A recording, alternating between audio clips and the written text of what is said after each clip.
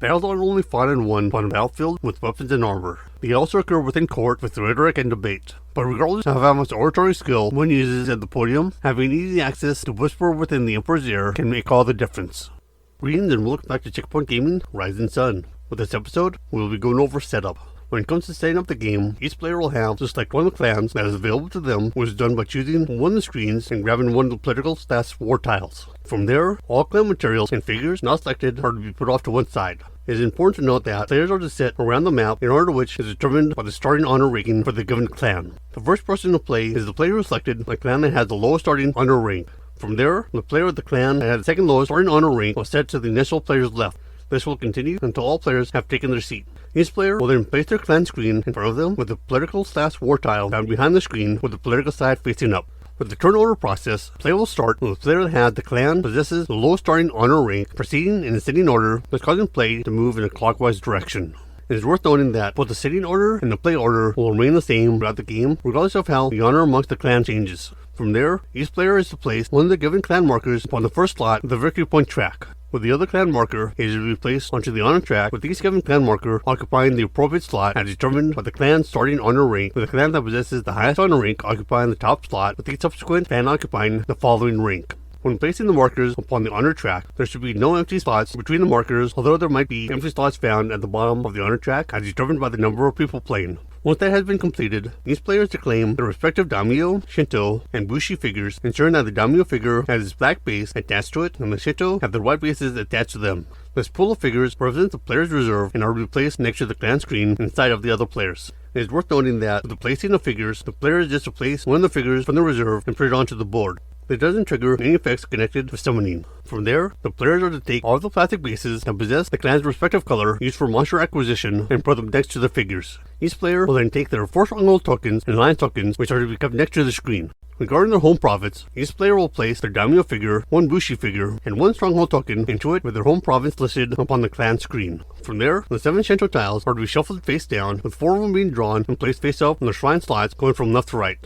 The remaining shrine tiles are to be put off to one side. For first-time players, the full incoming should be used in the following order: Amaterasu, Fujin, Hachimen, and Toshiko Omi. In order to prepare the season deck, take the core season cards and place them face down next to the board and in 3 separate piles: spring, summer, and autumn. It is worth noting that the core season cards don't have any specified image upon their back. From there, the players will decide what other season card set they will be including into the given game, with each set altering the gameplay experience. With the other season sets that come with the base game, they consist of Horseman, Archway, and Teapot, with first-time players using the Archway set along with the core season set.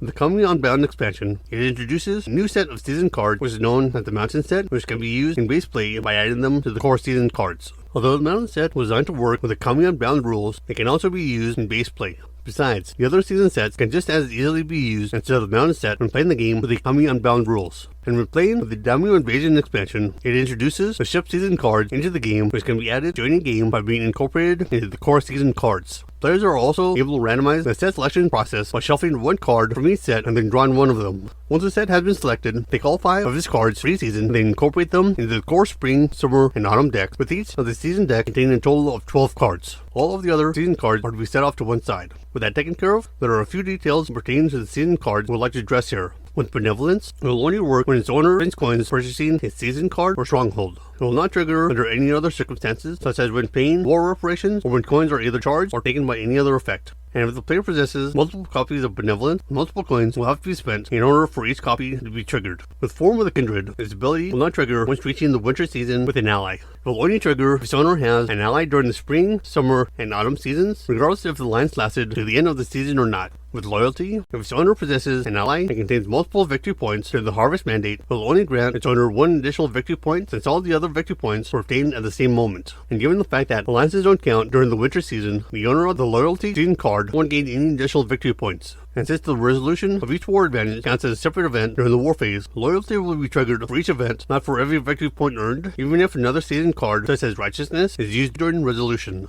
Regarding the path of the builder, it only allows its owner to build 1 stronghold during the martial phase, even if the owner of the season card is the one who selected the martial mandate. Regarding the path of the monkey, if there are multiple players that are classified as being the richest player, the owner of the season card will only lose honor once, even if said player takes coins from each of the richest players. So basically speaking, this ability only triggers once, regardless of how many people said player pulls from. Regarding the Path of the Pacifist, its owner will not gain 4 victory points if they are tied for possessing the most War Province tokens. With Path of the Serpent, its owner can charge another player once, for instance, the shifting route is used, regardless of how many figures are moved at any given time through said route. With Way of the Merchant, if the ritual player selects the Harvest Mandate and selects multiple coins from different sources, the owner of the season card will only gain 1 coin since the collection of the coins by the ritual player all occur at the same moment. With Way of the Carry, it allows its owner to kill additional figures if they have extra daimyo figures within the province. This includes other figures that are classified as daimyo. So at the start of the war phase, said player can kill 2 opposing Bushi or Shinto in every province that said player has a daimyo occupying it. But with that said, having multiple daimyo found in the same province won't have any additional effects. Once that has been completed, the war province tokens are to be separated according to their number 1, 2, and 3, which are to be shuffled into 3 face-down piles. Each of these piles are to consist of 8 tokens, which are then placed next to the map. All the war number tokens are then to be placed next to the board, followed by the 10 player commanding tiles being shuffled and placed face down next to the board. All the monster figures are then to be placed next to the board and within reach of all the players. Once that is done, place all the coins and Ronin tokens into the respective common piles next to the board, which are also to be within reach of all the players. It is important to note that the coins and Ronin tokens are considered to be unlimited, so in situations where either pile runs out of the respective components, substitute components are to be used. So with that said, that's what you need to know about setup for Rising Sun. With that taken care of, we can start talking about game mechanics. If you liked this episode, feel free to give it a like, and if you want to stay up to date on any future episodes we upload, go ahead and subscribe. You can also support us on Patreon for as little as $1 a month at patreon.com/checkpointgaming. See you in the next episode, and happy gaming.